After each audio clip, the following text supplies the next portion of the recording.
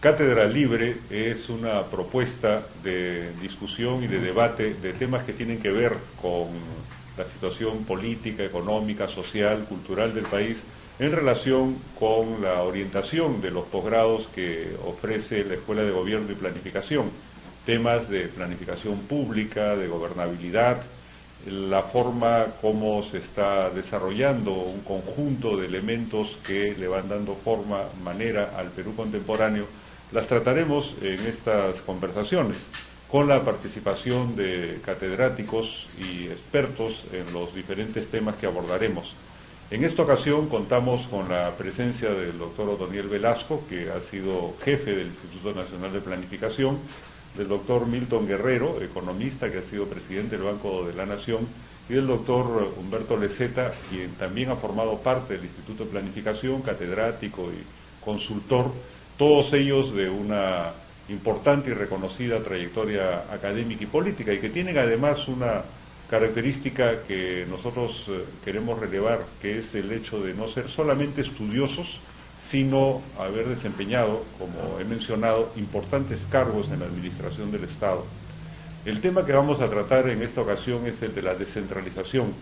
Conversaremos sobre las características que este proceso ha venido desarrollando en los últimos años, recordando que tuvimos un primer esfuerzo de descentralización a partir de la Constitución de 1979, que significó que en los gobiernos constitucionales de los años 80 se dieran tanto leyes para las municipalidades como para la regionalización del país, se fortalecieran estos temas que han sido muy accidentados en nuestra vida republicana.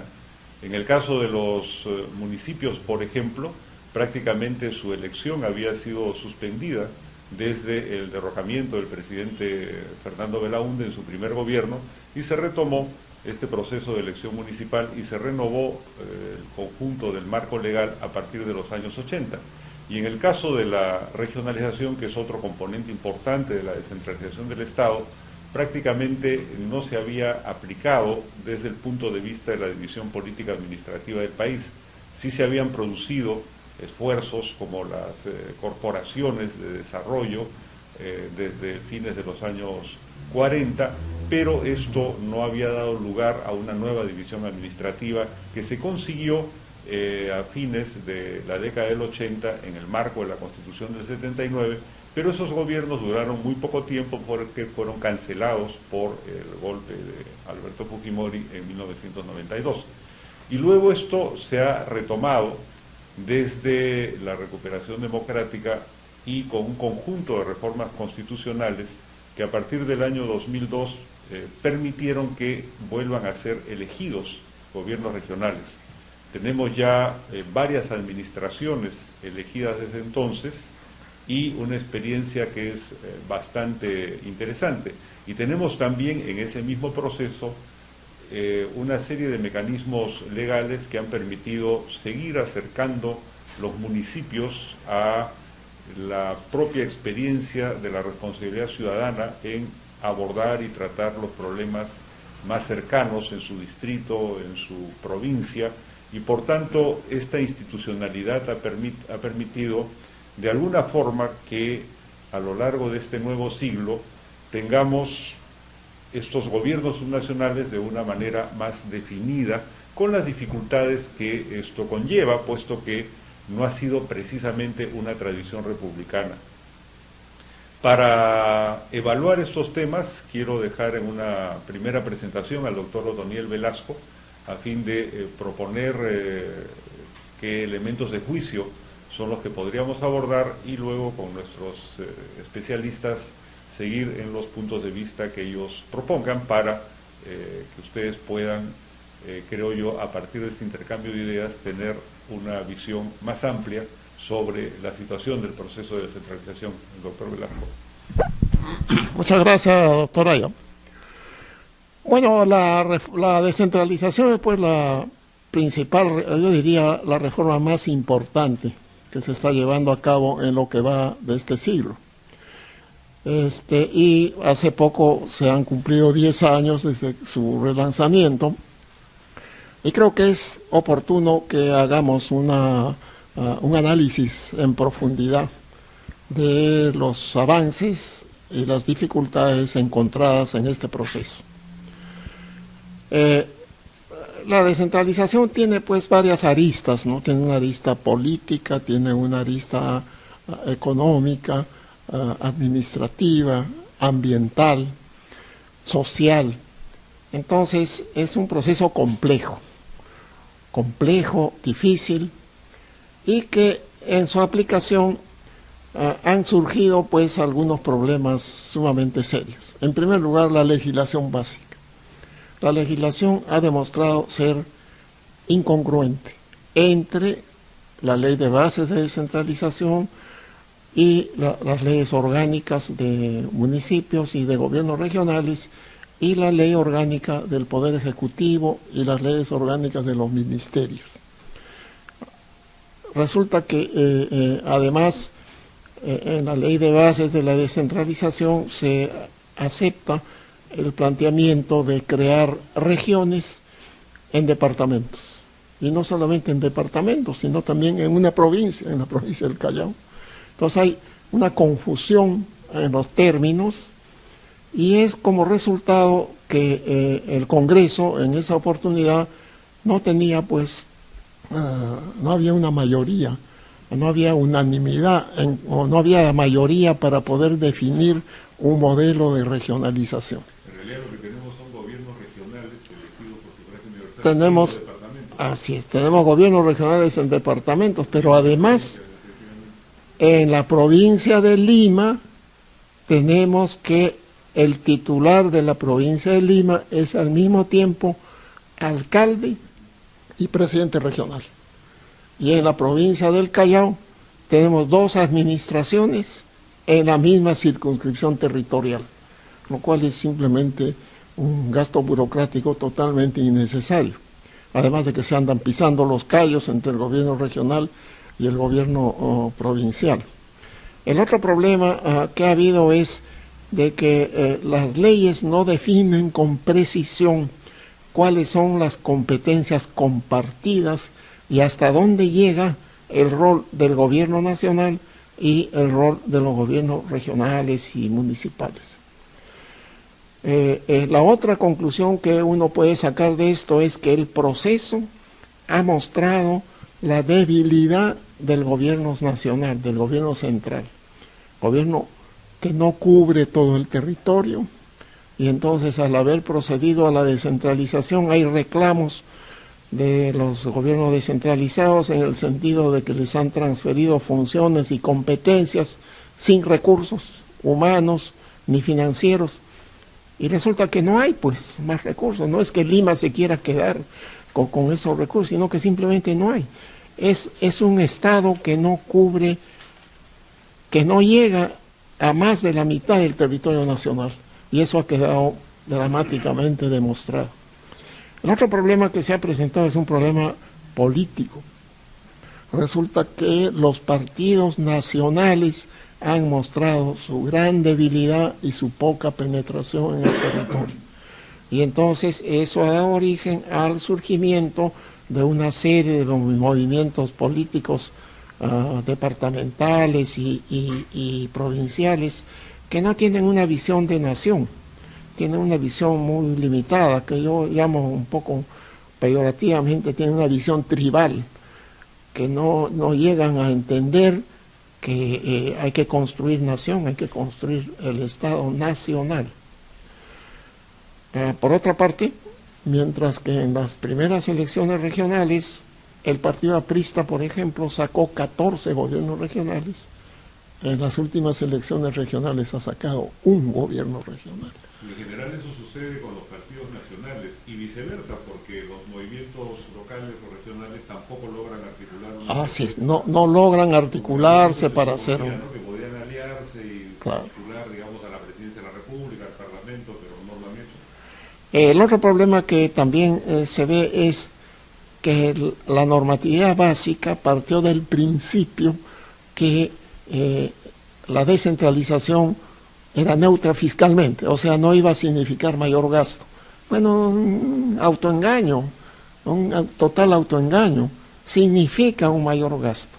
Entonces los gobiernos descentralizados reclaman y dicen, bueno, el Estado debe hacer descentralización fiscal. El problema no se resuelve con descentralización fiscal. El problema exige una reforma tributaria de a verdad, que signifique una elevación de la presión tributaria y un mayor peso de los impuestos directos, o sea, impuestos a la renta. Pero eso pues no se está reconociendo. Sería interesante escuchar al economista Milton Guerrero a ver qué nos dice sobre cómo han venido evolucionando estos gobiernos desde el punto de vista de los recursos que han tenido, de las inversiones que han podido realizar, qué apreciación tienen sobre eso. Bueno, los he escuchado atentamente y Agustín, tú has hecho mucha precisión en la descentralización, que es un concepto, y Ottonel ha hecho una precisión también, pero distinguiendo lo que es regionalización y lo que es descentralización. Yo quisiera poner en la mesa el tema de que lo que hemos hecho con esta ley, que ya tiene 10 años, lo que se ha avanzado un poco es en el proceso de descentralización, pero en términos de regionalización hemos hecho 0. De manera que, a mi juicio, sería conveniente revisar la ley, porque después de 10 años, un intervalo suficiente, y ver que en términos de regionalización no hemos avanzado nada, ver si efectivamente la ley es buena o no lo es, y si no lo es, hay que tratar de modificarla. Pienso yo que es muy necesario hacer una regionalización. Estoy recordando las propuestas del profesor Pulgar Vidal, por ejemplo, que nos decía, oiga, tenemos que hacer regiones por lo menos del tamaño del Ecuador. Las economías de escala son ciertas, son válidas y existen. O sea, nosotros en este momento tenemos gobiernos regionales en los departamentos, no hay regiones.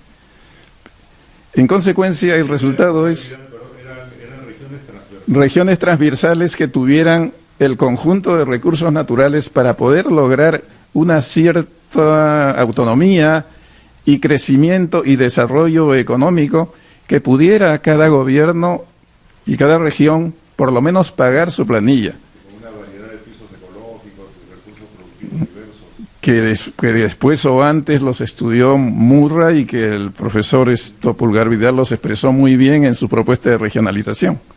Como consecuencia de no tener regiones, enfrentamos situaciones en las que tenemos departamentos en los cuales se recauda, por ejemplo, 25 millones de soles al año, o sea que es su capacidad económica para generar recursos fiscales, 25 o 30 millones de soles, y su presupuesto solamente regional es de 600, 700 o 800 millones de soles, lo cual significa que otra parte del país le está haciendo transferencias. Claro, siempre he encontrado en algunas circunstancias respuestas como que, oiga, eso es por el domicilio fiscal, pero no lo es tanto. Eso puede ser válido para departamentos como Cajamarca, quizás como para Moquegua o Tacna, que tienen una gran minería, pero Ayacucho tributa, o sea, se recauda en Ayacucho 45 millones de soles al año, y solamente el presupuesto de su gobierno regional es de 700 millones. Si le agregamos el presupuesto de sus gobiernos locales, seguramente llega a 1.000 millones. Digamos que estamos viviendo en términos de regionalización un engaño, ¿no? O sea, probablemente en términos económicos estamos hablando de regiones que no son viables. Les quiero llevar a pensar un poco como el caso de algunas economías africanas, por ejemplo, que no son viables económicamente, que no se sabe qué va a pasar con ellos. En el caso peruano tenemos ese problema. Hay departamentos que no son viables económicamente y que requieren estar integrados a una región parecida o similar a lo que planteaba el profesor Pulgar Vidal, una regionalización transversal que avance desde el Océano Pacífico, la costa, la sierra y el oriente peruano, que tenga la magnitud y la cantidad de recursos para que pueda lograr una cierta autonomía económica y poder vivir con sus recursos, es decir, pagar su planilla. Bueno, el doctor Leceta puede agregar muchas cosas sobre este tema. Estaba pensando en eso, que nos dé un panorama histórico, porque cómo surgen estas provincias, estos departamentos, ¿no?, de las antiguas dependencias coloniales, y por qué es que el departamento se ha enraizado tanto que no hay manera de eliminarlo. Es decir, cada vez que se ha intentado, recuerdo por ejemplo en el gobierno militar, que se intentó algún esfuerzo de organizar regiones, Ica y Ayacucho, el pleito era cuál es la capital, que se acabó cualquier posibilidad de fusión. Y lo mismo ha sucedido luego, inclusive con las regiones que se crearon en función de la ley de bases surgida de la Constitución del 79, también se dio el mismo problema. Se formaron esas regiones, pero no tenían capital, ¿no? Y si iban a tener capital, se generaba una discusión que iba a ser prácticamente irresoluble, ¿no? Bueno, este es el punto fundamental de la descentralización hoy, que viene de atrás. Milton ha hablado entonces de la necesidad de llevar la descentralización a un proceso de regionalización que está incompleto. Hoy hemos avanzado en la descentralización, en estos 10 años de la reforma constitucional del año 2002, en departamentos. El constituyente, el congresista, ¿no?, el poder legislativo del año otra vez escamoteó el asunto del generar regiones, que es el nivel de escala con que debemos pensar la descentralización en sus múltiples ámbitos, ¿no?, el político, el social, el ambiental, el administrativo, etcétera. No hay descentralización si no lo concatenamos al asunto de la región. Entonces el proceso de regionalización está pendiente. Este es el asunto. Y esto es lo que yo llamo la atención, y conversábamos con la doctora Aya hace mucho tiempo, de promover la discusión primero académica, técnico-académica, de ir en pos a un proceso poco a poco de regionalización. Hay un sinnúmero de propuestas que se hizo en el Instituto de Planificación allá en los años 70, en los 80 para el primer proceso de regionalización de la Carta 79, y también se ha vuelto otra vez en los años 2000 hacia adelante, en el antiguo CNR, y últimamente en la Secretaría de Nación, otra vez en el llamado Plan de Relación. Pero para contestar la pregunta de Agustín, ¿por qué se enraiza el departamento? Es un concepto, primero, francés. Viene acá, se implanta en la inicial república y sustituye la intendencia. La intendencia fue en realidad un esquema de los Borbones a finales del siglo XVIII, y se establecen inicialmente 7 intendencias y luego se añade Puno, que cuando regresa el virreinato del Perú aparecen, entendemos, 8. Y además territorialmente mucho mayores, y de alguna forma se aproximan más a esto de las regiones transversales, ¿no? Claro, tuvimos una intendencia de Trujillo desde el Tumbes hasta Ancash, ¿no? Tuvimos el de Huamanga, el de Huaylas, el de Tarma, que es Junín actualmente, Pasco y Huánuco, que más o menos coinciden, ¿no? Lima, ¿no? Después tuvimos Huamanga, después Arequipa, Cusco y luego Puno. Esas eran la escala. Por alguna razón que todavía no lo hemos estudiado muy bien, así generó los Borbones 8, que vieron a corregir una dispersión del territorio, una atomización en que eran los corregimientos, ¿no? Entonces se corrige esto con intendencias, y sobre esas intendencias aparece el departamento, que es un concepto francés, ¿no? La provincia es un esquema menor, inserto dentro del departamento. Todo eso es francés, ¿no? Y en el Perú ha quedado arraigado. Pero luego no hemos dejado de crear provincias y departamentos. Felizmente, porque ya se ha triplicado el número de departamentos. Cuando lo comparamos con los 8 intendencias o 8 departamentos iniciales, el departamento de Trujillo, el departamento de Tarma, el departamento de Huaylas, etcétera. Hoy tenemos el triple. Y los corregimientos, que son la base de las provincias, inicialmente fueron 89, hoy es el doble, ¿no? Claro. Sí. Y entonces, eso, y 1000 y pico distritos, ese es el problema. La atomización. Entonces, es necesario a futuro comenzar con regionalización desde el punto de vista macro. Ahora, o sea, yo pongo sobre la mesa un tema que está surgiendo de esta discusión. tenemos dos herramientas, instrumentos o formas de promover esta descentralización en el balance que estamos haciendo. Uno, los municipios, y otro, las regiones. Estas regiones que no se han conformado, estamos de acuerdo que hay gobiernos regionales en departamentos, pero la pregunta es entonces, ¿por qué la municipalización sí ha tenido más éxito? Sí se siente, el ciudadano la siente más propia y participa y no la cuestiona, pese a las dificultades que pueden haber también en recursos, etcétera, ¿no? Pero sin embargo es como una tendencia, una corriente más fuerte, ¿no? ¿Qué explicación le daríamos a eso?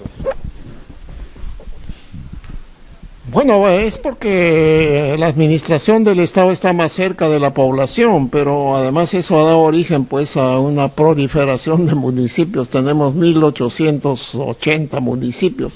Brasil tiene la mitad de municipios. Además tenemos municipios pues como San Juan del Lurigancho con cerca de 1 millón de habitantes y Santa María del Mar con 3.000 habitantes. Y para estos municipios, para todos, urbanos y rurales, se les da la misma legislación, lo que es un total absurdo. Además, hay el problema que viene pues a mi juicio desde la concepción municipalista de la colonia, que cada municipio es autónomo. Y entonces resulta que los municipios distritales no están supeditados a las ordenanzas del municipio provincial. Entonces hay un desorden terrible, con funciones que se superponen y demás. Ahora, en cuanto a la regionalización, yo creo que, en primer lugar, me parece que los departamentos no van a desaparecer. Están arraigados históricamente. Entonces tenemos que aceptar que, bueno, pues les cambiaremos el nombre, no serán gobiernos regionales, serán gobiernos departamentales, no, ya no serán presidentes regionales, se les puede llamar prefectos, se pueden ser elegidos también. Pero incluso la reforma constitucional daba margen para que los departamentos se fusionen entre ellos. Sin embargo, en esta década no ha habido ninguna propuesta de fusión. Nadie quiere dejar el gobierno regional. Claro. ¿Y por qué fracasó el referéndum? El referéndum fracasó. Primero, porque no había una concepción. ¿Cómo es posible que el CND proponga una región de Arequipa, Tacna y Puno? Y Moquegua quedaba totalmente aislada. ¿Y los únicos que votaron a favor fueron los arequipeños? Pues, no tenía ningún sentido. O sea, no había una concepción, esta que ha señalado Milton, del profesor Pulgar Vidal, de hacer regiones transversales. Y por otra parte, se dio la ley de incentivos. La ley de incentivos decía que los recursos que se recaudaban en cada territorio departamental, la mitad de esos recursos, si es que se hacía una región, la mitad se quedaban en el ámbito regional. Bueno, resulta que el MEP saca su reglamento y no era la mitad, era la mitad de lo adicional de que se recaudaba en el momento en que se crea la región. Entonces ahí varios presidentes regionales quitaron sus firmas y sintieron que los habían engañado. El fondo del asunto es de que la falta de infraestructura vial hace que el territorio no esté comunicado. Yendo a Ayacucho, por ejemplo. Ayacucho, las provincias del norte de Ayacucho están vinculadas con Pisco. Las provincias del sur están vinculadas con Nazca. Igual pasa en Cajamarca. Entonces, igual pasa en Cajamarca. Entonces, lo primero que tenemos que hacer para poder generar una idea de regionalización, de integración del territorio, es infraestructura vial, carreteras, infraestructura vial es fundamental. Entonces, yo plantearía la regionalización, hacerla, primero, olvidarnos de que va a haber una descentralización regional. Podemos hacer una desconcentración a nivel de macroregiones, 3 o 4 macroregiones, ¿a lo largo de qué? A lo largo de los ejes transversales de las transoceánicas. Paita, Yurimaguas, Iquitos, en fin, los 3 ejes transversales. Y ahí tendríamos solamente 4 regiones: Lima Metropolitana, Nororiente, Centro Oriente y Sur Oriente. Y empezar además con Lima Metropolitana. En Lima Metropolitana, si la provincia de Lima y la provincia del Callao, no hay problema de recursos, no hay problema de personal, hay suficiente personal. Probemos y ahí veamos en una región desconcentrada en el área de Lima Metropolitana, que pueda administrar ese territorio. Y después de esa experiencia poder ir avanzando en los ámbitos. Ahora, desde el punto de vista económico, doctor Guerrero, ¿usted cree que es una buena propuesta el tema de la descentralización fiscal, aunque todavía no tiene una forma lo suficientemente clara? Porque en otros países latinoamericanos donde esto se ha aplicado, más bien ha generado dificultades. Estoy recordando lo que sucedió con las provincias argentinas, que se podían endeudar porque así los autorizaba su constitución y acabaron creando un problema enorme, ¿no? Endeudando frente a todo el Estado y generando dificultades muy, muy serias. ¿En qué términos podríamos hablar de descentralización fiscal si es que creemos que esa es una buena idea? A ver, cuando hablamos del tema de descentralización fiscal, hay dos contenidos en él. Uno de ellos es la recaudación, ¿no?, que tiene que ver con la capacidad de endeudamiento, y el gasto. En las condiciones actuales, la mayoría de los departamentos, ninguno tiene una recaudación que les sirva para pagar el gasto que tienen sus gobiernos regionales y sus gobiernos locales. Y estoy equivocándome en la afirmación general. Debo relevar que Arequipa es el único departamento que tiene una recaudación fiscal superior, en casi el doble, a sus gastos del gobierno regional y sus gobiernos locales. Lo que sucede es que esta idea de la descentralización fiscal lleva inmediatamente en la práctica a una autonomía económica, o casi. No los puede llevar porque no son capaces de financiar, le reitero. No, Sí. digo, suponiendo que se apruebe una norma en ese sentido, Arequipa obviamente empezaría a manejar su presupuesto. Por supuesto. Podría también endeudarse, ¿no? Y ya no tendría capacidad de transferir recursos al gobierno central, los que a su vez desde el gobierno central van hacia los departamentos que no tienen capacidad de recaudación. Debo hacer recordar que los gobiernos regionales y locales no tienen capacidad de endeudamiento externo, por lo menos, y que cualquier necesidad de financiamiento externo tiene que pasar por autorización del Ministerio de Economía y Finanzas. Y yo pienso que no, que solamente si hubiera una regionalización, esta regionalización en términos transversales y en términos de agrupación de un conjunto de departamentos que tengan posibilidades de crecimiento y de desarrollo, podrían, a partir de ahí podríamos pensar en una descentralización fiscal, ¿no?, en términos de recaudación y en términos de autonomía de gasto. Para tener autonomía de gasto se debe de tener capacidad de generación de ingresos fiscales. Y esta capacidad de ingresos fiscales solamente es tributaria del tamaño económico que puede alcanzar la región. Volvemos al problema de Lima, que propone el doctor Velasco, que hacemos una región Lima-Callao, se va a llevar el 70-80% del ingreso fiscal. Miren, yo tengo, en ese tema he estado reflexionando permanentemente y no pensaba expresar en esta mesa, o por lo menos en esta reunión, un tema que les va a parecer sumamente polémico y de repente conflictivo. Pero ya que ha tocado el tema el jefe de la reunión, debo decirles mi planteamiento. Yo creo que Lima y Callao ya llegó a su límite de tamaño urbano y de crecimiento urbano, y todas estas soluciones, y primero todos los problemas que ven ustedes en tránsito, y todas las inversiones que se vienen desarrollando en aras de mejorar la comunicación y el tránsito de Lima, que no es que ya vaya a colapsar en el 2021, a mi juicio ya ha colapsado. Mi planteamiento, y estoy convencido de ello, es que hay que trasladar la capital de la República.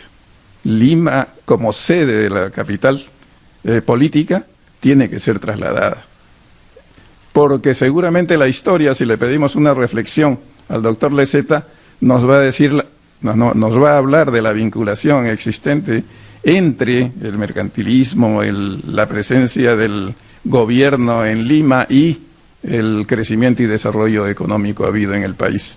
Dicho sea de paso, este es un tema bien interesante que lo podemos seguir profundizando, pero para tratar un último aspecto, doctor Leseta, sobre el cual usted nos puede dar quizás algunas luces, es que el problema de la descentralización y de generar, porque ese es uno de los propósitos, ejes geográficos, económicos, de desarrollo, finalmente no solamente es del territorio peruano, ¿no es cierto?, porque estamos en un contexto sudamericano, en un contexto internacional, pero si nos quedásemos solamente en el contexto de la región o la subregión de Sudamérica, tenemos relaciones con todos nuestros vecinos. Entonces la pregunta es, por ejemplo, a raíz de la firma de la paz con Ecuador desde mediados de los 90 o la superación de ese conflicto, 98,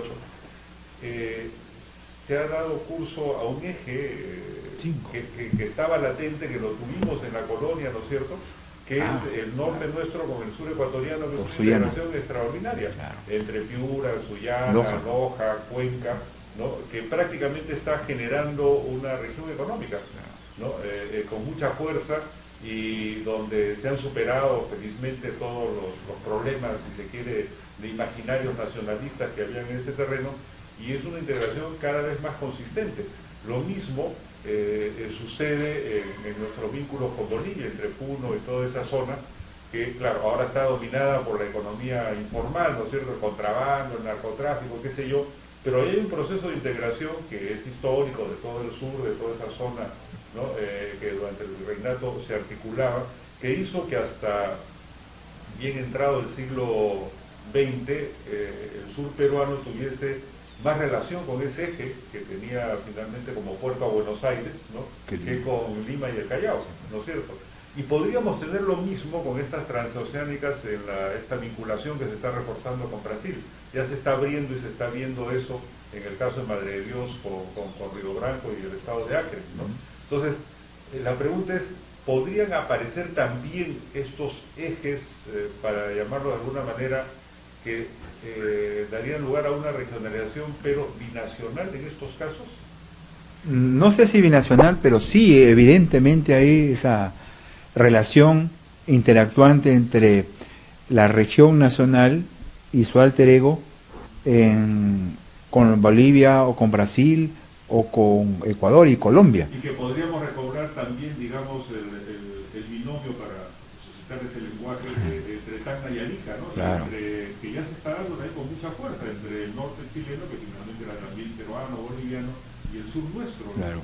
Sí, hay una evidente relación que viene de antaño, pues de la colonia, ¿no? Esto que mencionaba del eje de Cuenca con Piura, Sullana con Cuenca, con Loja, etcétera, ¿no?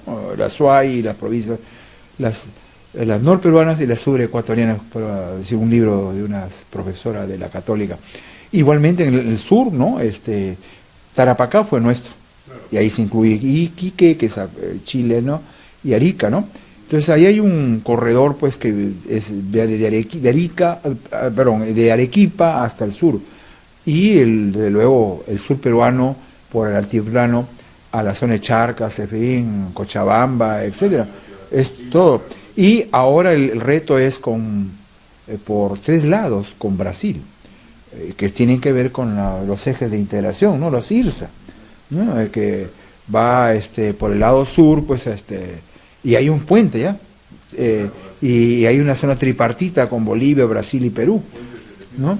Y después falta relacionarnos de Pucallpa con Cruzeiro do Sul, ¿no?, y que ya está prácticamente y las carreteras. Ahora se va a inaugurar una carretera portentosa de integración, que es que va de Carhuaz, pasa por debajo en túnel de 1.4 kilómetros, 1 kilómetro 400, por debajo del Huascarán, y sale a San Luis, y de ahí a Huacrachuco, Marañón. Esa es, por ejemplo, otra región que nos invita a ser piloto. Ucayali, Huánuco y Ancash, por ejemplo. Lima es un reto también, hay que ordenar. Entonces, todo esto requiere entonces de una planificación nacional y mirando esta interacción internacional, desde luego. Y hay un trabajo que salió en CEPLAN, de César Lama el año pasado, ¿no? De toda esta infraestructura que es necesaria para logística, dice, de cara al 2016 y de cara al 2021. O sea que ahí tenemos un reto técnico, ya las señales hay. Entonces es necesario un proceso de reunión, no hay que detenernos en el departamento que no llega a nada. Imaginemos una región imposible, Moquegua, o Tacna, imposible, o Puno mismo. Entonces, ahí todo nos convence, y los que hemos seguido en planificación, en el INP, siempre hemos hablado de la escala natural, la escala normal es la región. Entonces, el departamento no es. Ahora, contestando a la pregunta anterior, ¿por qué funciona la municipalidad y no el nivel intermedio? Porque la municipalidad venía desde antaño, como el cabildo quinientista, y con autonomía propia de las ciudades y los servicios propios que no lo hacía pues el virreino, que por supuesto que viene de España monárquica. Pese a eso viene esa herencia democrática, y que después se le llama el ayuntamiento, y que en la República se llama municipalidad, otra institución francesa. Esa hacía funcionario, ese es casi bicentenario. Bueno, diciéndolo en los términos que casi lo dijo Otoniel Velasco, funcionan las municipalidades porque como las radios está más cerca de la gente. Bueno, está más cercano. Y lo que ha sucedido con el gobierno regional es que se está acercando recién a la gente por su juventud. Ya. Y no es que no esté funcionando el gobierno regional en términos de llegar a los problemas de la gente. Sí está funcionando, sí están haciendo carreteras, están haciendo cosas que el gobierno central las descuidaba o no estaba tan cerca de la gente antes, ¿no? Bueno, mi reflexión, doctor, sobre el nivel intermedio. El nivel intermedio, el departamento no ha funcionado, las diversas figuras, desde la Constitución de 1928, el Consejo Departamental, las juntas departamentales, los congresos regionales, ¿no?, etcétera, las juntas de obras públicas, han sido itinerantes. Han funcionado cuando ha habido voluntad política, cuando ha habido legislación fiscal y administrativa en la época de 1873, ¿no? Pero después todo ha sido diseño y olvido. El Consejo Departamental del año 1933, punto. Entonces yo tengo una relación. En democracia funciona para mí descentralización. En autocracia se anula. Más o menos aunque discrepa conmigo Otoniel. Pero entonces la idea es que haya descentralización con regiones. Si no, esta es la idea.